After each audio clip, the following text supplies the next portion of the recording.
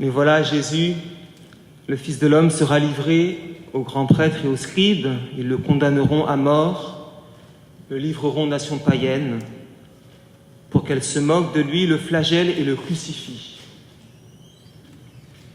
C'est le menu d'aujourd'hui. Et vous avez remarqué le crescendo, livré, condamné à mort et livré, flagellé, moqué, flagellé, crucifié. Poum, poum, poum, poum, poum, poum. Jésus nous annonce ce soir sa passion, et il faut bien que de temps en temps nous méditions sur ce grand mystère. Et avant tout, il est dit que le Fils de l'homme est livré. Et ce mot « livré » est très riche de sens. C'est un truc que vous pouvez apprendre, parce que vous le rencontrez souvent dans l'Évangile. Le mot « livré » veut dire à la fois transmettre et trahir. Transmettre lorsqu'on dit qu'un facteur livre un colis, et puis trahir comme lorsqu'on dit que Judas est celui qui livre à Jésus. Et en fait, les deux dimensions sont inséparables.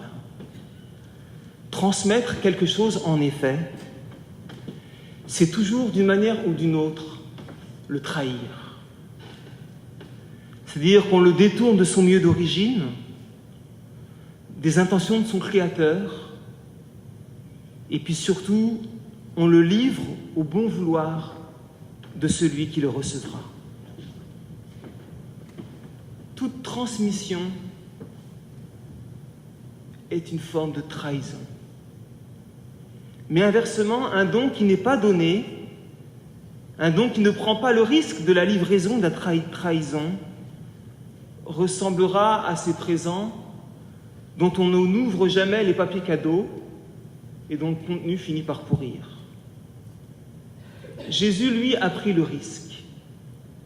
Lui qui est le grand don que Dieu a fait aux hommes, a été livré aux mains des hommes.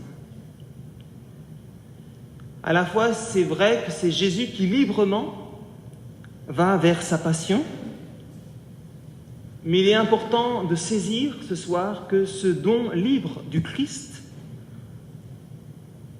intègre sa trahison et son offense, qui sont comme à l'intérieur de ce don, assumés, pourrait-on dire, par la liberté du Christ, et en même temps, cette trahison, cette offense, constitue la modalité concrète par laquelle Jésus est arrivé jusqu'à nous. Jésus, en effet, ne nous est donné que livré. C'est en tant que rebut, que refus, qu'ordure même, Jésus, le Christ, parvient jusqu'à nous. Et les 5 verbes par lesquels Jésus annonce sa passion décrivent l'itinéraire de celui qui se donne au sein même du refus. Livré d'abord aux grands prêtres et aux scribes, le Fils de l'homme a été condamné à mort. C'est-à-dire que celui qui leur a été livré, le don qui leur a été fait, ils ont estimé qu'il n'était pas viable. Et c'est avec cette sentence qu'à leur tour, ils l'ont livré aux nations. Et celles-ci l'ont dégradé de toute humanité, moqué, flagellé et crucifié. Bref, vous comprenez que ce grand don qui est pour nous, Jésus, n'est pas un don comme les autres. De sorte que nous qui vivons de ce don, nous ne pouvons pas vivre comme les autres. Et c'est ce que Jésus explique ce soir aux disciples lorsqu'il leur dit « Parmi vous, il ne devra pas en être ainsi. » L'Église que Jésus est en train d'édifier dans ce dialogue avec ses disciples n'est pas un club de Jésus.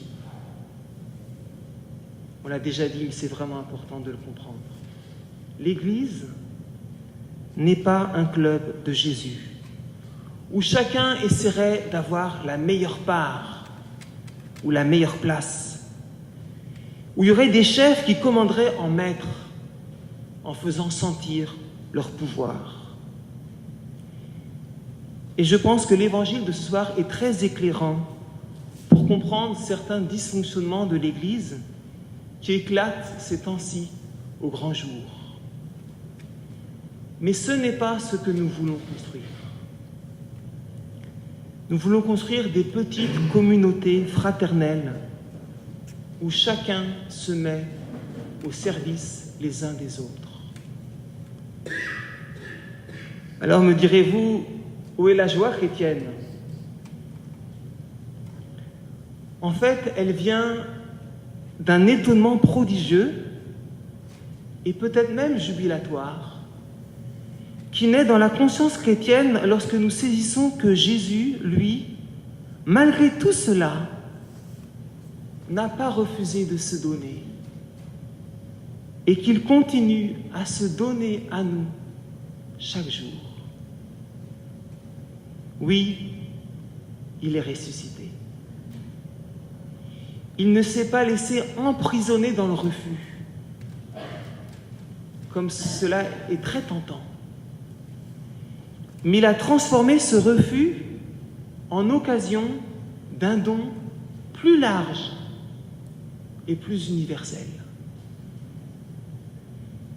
Et au fond, c'est ce qu'il faut espérer, que tout refus du Christ, toute trahison du Christ, soit en même temps une transmission du Christ, un don qu'il fait autrement, ailleurs, plus grand, à d'autres qui le reçoivent plus abondamment.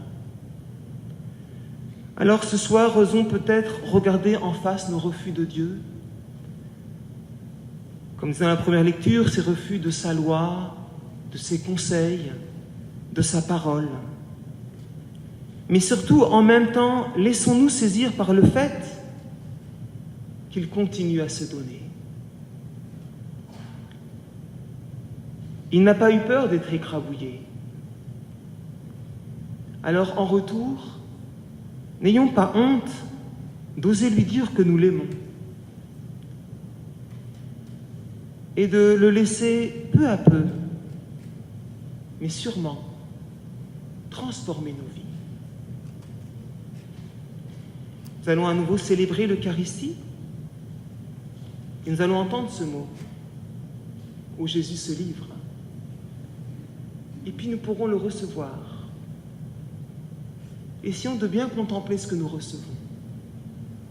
Il y a à la fois un don et une trahison. Mais le don est plus grand. Il est plus fort. Il est ressuscité. Et c'est ce qui nous constitue.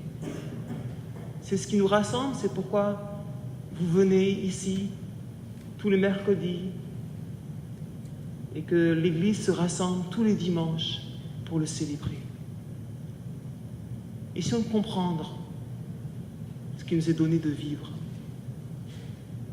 et construisons ces petites communautés où chacun se met au service les uns des autres.